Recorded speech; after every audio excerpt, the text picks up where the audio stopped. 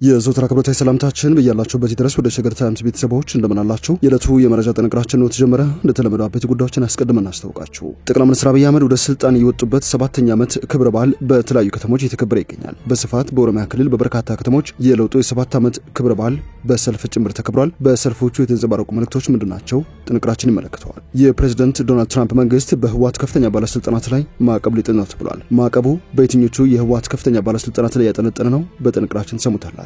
ከዚህ ባለፈ በጌታቸው ረዳ የሚመራው የህወሓት ቡድን ትግራይን ለማዳን በሚል በአዲስ መልኩ የወጠነውን ስትራቴጂ በተመለከተ ይፋ ያደረገውን መግለጫም ጥንቅራችን ይመለከተዋል። ሌሎች ወቅታዊ ጉዳዮች ትኩረታችን ናቸው። እንደተለመደው ያለመጣችሁን አብራችሁን ቆዩ። የቻናላችን የዘወትር አክብሮታዊ ግብዣ ነው። ለሸገር ታይምስ አዲስ የሆናችሁ ሰብስክራይብ አድርጉ። ወዳጅነታችሁንም አጠናክሩ ስንል ጋበዝናችሁ።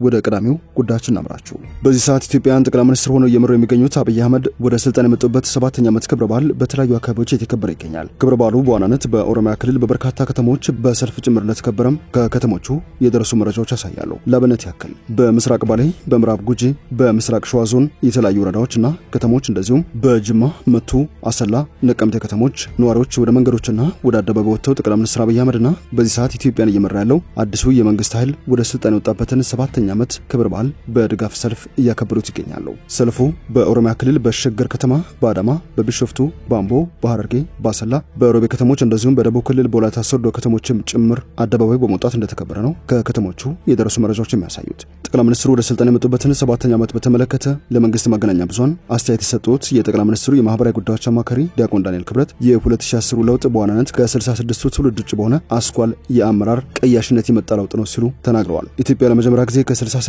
ጥንታ ብሶ መላቀቋን ያይችበት ለውጥ ነው ያሉት ዳንኤል ክብረት አንዱ የለውጡ ፈተና ይሄ ነው ብለዋል። የኢትዮጵያ ፖለቲካ በ66ቱ ተጽዕኖ ውስጥ ይኖር ነበር። ፖሊት ቢሮ፣ ማዕከላዊ ኮሚቴ፣ መሰረታዊ ድርጅት፣ ህዋስ፣ ነጻ አውጪ፣ ታጋይ ወዘተ የሚሉ አደረጃጀቶች በገዥውም በተቋሚውም በታጠቀውም በፓርቲውም ውስጥ ነበሩ ብለዋል። ርዕዮተ ዓለሙ ከኮሎኒዝም እሳቤ የወጣም ጠላትና ወዳጅ የሚመታና የሚታቀፍ የሚለው ፍረጃ የፖለቲካ ባህሩ ነጭ የደም ሴል ነው ሲሉ ገልጸውታል። የጠቅላይ ሚኒስትሩ አማካሪ የ2010 ለውጥ ከ66ቱ በተነጠለ ትውልድ የመጣ ለውጥ በመሆኑ አብዮት የሚለውን ነባር ሾተ ላይ አስቀርቶታል ሲሉም አወድሰውታል። በብዙዎች ዘንድ ተቃውሞ የሚቀርብባቸው የጠቅላይ ሚኒስትሩ የማህበራዊ ጉዳዮች አማካሪ ዳንኤል ክብረት ኢትዮጵያ ውስጥ ነባሩን እየጠራረጉና እየደመሰሱ አዲስ ነገር ለመስራት የሞከረ አባዜ ዋጋ አስከፍሏል። ከ3000 ዘመን በላይ የነጻነት ታሪክ ያላትን ሀገር በ20ና በየ30 ዓመቱ እንደ አዲስ ጀማሪ አድርጓታል ባናቸው። የለውጥ አመራር ያሉት የመንግስት ኃይል በሪፎርም መንገድ መጓዙ የተሻለ ነው ብሎ አምኗል። ያልተሞከረውን እንሞክረው የሚል ሐሳብ አምጥቷል። በተመሳሳይ መንገድ ሄደው የተለየ ውጤት መጠበቅም ቀርቷል ባናቸው። በ2010 ከዚህ በኋላ የወጣ አዲስ አመራር ሲመጣ በነባሩ የፖለቲካ ሊቅ ዘንድ 3 አይነት ስሜት ተፈጥሯል። የመጀመሪያው እፎይታ ነው ብለዋል። እነዚህ የ66ቱ ትውልድ በሰራው ስህተት የሚጸጸቱና አዲስ መንገድ የሚፈልጉ ናቸው፣ ነገር ግን ጥቂቶች ነበሩ ሲሉም ገልጸዋቸዋል።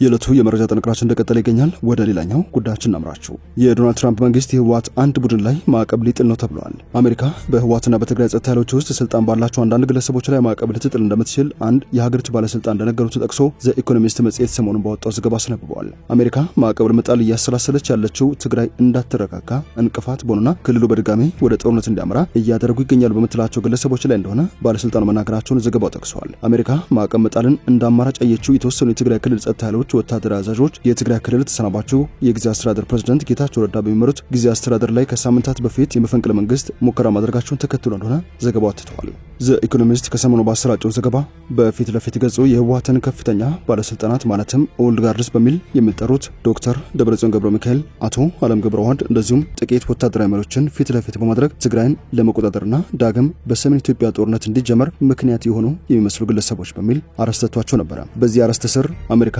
በህወሓትና በትግራይ ጸጥታ ኃይሎች ውስጥ ስልጣን ባላቸው አንዳንድ ግለሰቦች ላይ ማዕቀብ ልትጥል እንደምትችል የሀገሪቱን ባለስልጣን ዋቢ አድርጎ ያሰራጨው ዘገባ ብዙዎችን እያነጋገረ ነው። ከዚህ ጋር በተያያዘ በጌታቸው ረዳ የሚመራው የህወሓት ቡድን ትግራይን የምናድንበት ጊዜ አሁን ነው ሲል ይፋዊ መግለጫ አውጥቷል።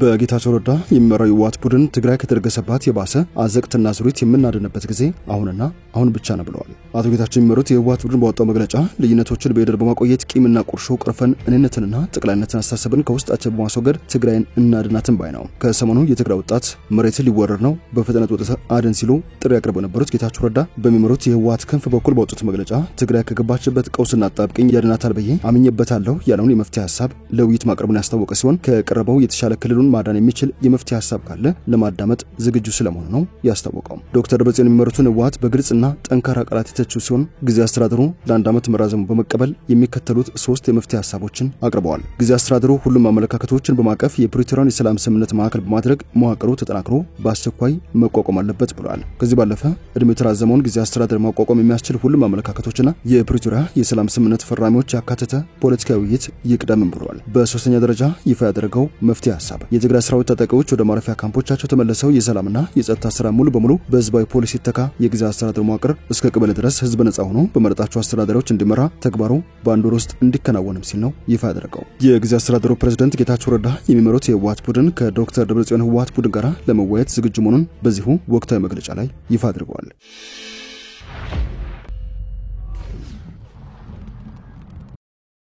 ወደ መጨረሻው የጥንቅራችን ክፍል እናምራ። በትግራይ የጦር ወንጀሎችን የፈጸሙ ጀርመን ፍርድ ቤት ሊቀርቡ የሚችሉበት እድል ሰፊ ነው ተብሏል። በሰሜን ኢትዮጵያ ለ2 ዓመት በዘረገው ጦርነት ትግራይ ክልል ውስጥ ስቃይ የደረሰባቸው ሰዎች ጀርመን ፍርድ ቤት ለመጀመሪያ ጊዜ ክስ መመስረታቸውን ነው ዶይቼ ቬለ ዘገበው። የክስ ሂደቱ በእርግጥ ጊዜ ሊወስድ ይችላል የተባለው 2 ዓመት ባስቆጠረው ጦርነት ትግራይ ክልል ውስጥ ስለደረሱ ዘግናኝ ድርጊቶች የሰብአዊ መብት ተቆርቋሪዎች በተደጋጋሚ መረጃዎችን እያወጡ ይገኛሉ። ድርጊቶቹ በጦር ወንጀለኝነት ወይንም በሰብአዊነት ላይ በተፈጸሙ ወንጀሎች የሚያስጠይቁ ስለመሆናቸውም ድርጅቶቹ አስታውቀዋል። ዘግናኝ ወንጀሎች ከተፈጸመባቸው የትግራይ ወላጆች መካከል የስምንቱን አቤቱታ የህግ ተቋማት ለጀርመን የፌዴራል አቃቤ ህግ ማቅረባቸውን ነው የተዘገበው። ክሱ መቅረቡንም ጀርመን ውስጥ ዓለም አቀፍ ወንጀሎችን የሚከታተሉ ክፍል ማረጋገጡን ዘገባው አትተዋል። ጀርመን በርሊን ከተማ በሚገኘው የሳይንስና የፖለቲካ ተቋም SWP ውስጥ የኢትዮጵያ ጉዳይ የሚያጠኑት ጌሪንት ኮርተስ ምርመራው መጀመሩ አይቀሬ ነው ሲሉ ተናግረዋል። ከትግራይ ክልል ውጭም በሌሎች ክልሎች አዳዲስ ጥሰቶች እንደሚፈጸሙ ማከለዋል። ምርመራው መጀመሩ አይቀሬ ነው። ሆኖም በአሁኑ ወቅት በተለይም በአማራና በኦሮሚያ ክልሎች ግጭቶች ባለማቋረጣቸው አዳዲስ ጥሰቶች በየጊዜው ብቅ እያሉ ነው። ከፍተኛ የሰብአዊ መብት ጥሰቶችም እየተከሰቱ ይገኛሉ። ያለ መከታተል የኢትዮጵያ የፍትህ ተቋም በቂ አይደለም ሲሉ ይፋ አድርገዋል። ያን ብቻ አይደለም፣ ሌላው ቀርቶ ኢትዮጵያ ውስጥ ቀላል የሚባሉ ወንጀሎችን የፈጸሙ ወንጀለኞችን ለመከታተል ዋስትና የለውም ሲሉ ማክለዋል። ጌሪንት ኮርተስ ከሰሜን ኢትዮጵያ በ5000 ኪሎ ሜትር ግድም ርቀት ላይ በሚገኘው የጀርመኑ ካርልስሩ ፍርድ ቤት የቀረበው የክስ ጭብጥ በርካታ ማስረጃዎችም የተካተቱበት ነው ተብሏል። በ12 የኢትዮጵያና የኤርትራ ሲቪል እንደዚሁም ወታደራዊ ባለስልጣናት ላይ የተመሰረተው ይህ ክስ በበርካታ መረጃዎች የተጠናከረ ስለመሆኑ ጉዳዩን ከያዙት ዓለም አቀፍ የወንጀል ጉዳዮች የህግ ባለሙያዎች አንዱ ኒክ ሌዲ ለጀርመን ድምጽ የሰጡት አስተያየት ያሳያል። በዓለም አቀፍ ህግ ላይ ከበድ ያሉ ጥሰቶች ሲፈጸሙ ዓለም አቀፍ ህግ በሶስተኛ ሀገር ጭምር ተግባራዊ ሊሆን እንደሚችል ያሳያል። ይህን መርህ ተግባራዊ በማድረጉ ረገድ ጀርመን እንደ ዓለም አቀፍ ፋናዋጊ ተደርጋ ትቆጠራለች። ለዚያም ነው የጀርመን የፍትህ ስርዓት በሶሪያ የበሽር አልአሳድ ዘመን የተፈጸሙ ጥሰቶችን በተመለከተ በተባበሩት መንግስታት ድርጅት አሰራር መሰረት መረጃዎችን ያሰባሰበው። እንደ ጀርመን ድምጽ ዘገባ ከሆነ ያን ብቻ ሳይሆን ከሶሪያና ከዩክሬን በርካቶች ጦርነትን ለመሸሽ ወደ ጀርመን ተሰደዋል። ከኢትዮጵያ ግን ባለፉት ዓመታት ጀርመን ውስጥ የተገኘ ጥያቄዎች ያቀረቡት 1500 ሰዎች ብቻ ናቸው። እናም የጀርመን የፍትህ አካላት ልክ እንደ ሶሪያና ዩክሬን ከትግራይ ግጭትን በርካታ መረጃዎችን ያገኙ ስለመሆናቸው መጠበቅ ያሻልላል። በዚሁ ዘገባው ወደ ሸገር ታይምስ ቤተሰቦች የዕለቱ የመረጃ ጥንቅራችን አበቃ። ስላደመጣችሁን አመሰግነን። በያላችሁበት ሰናይ ጊዜ ይሁንላችሁ። የቻናላችን የመረጃ ቅኝቶች ዕለታዊ ዜናዎች በሰዓታችሁ ይመለሳሉ። ለአሁኑ ስላደመጣችሁን በድጋሚ አመሰግነን።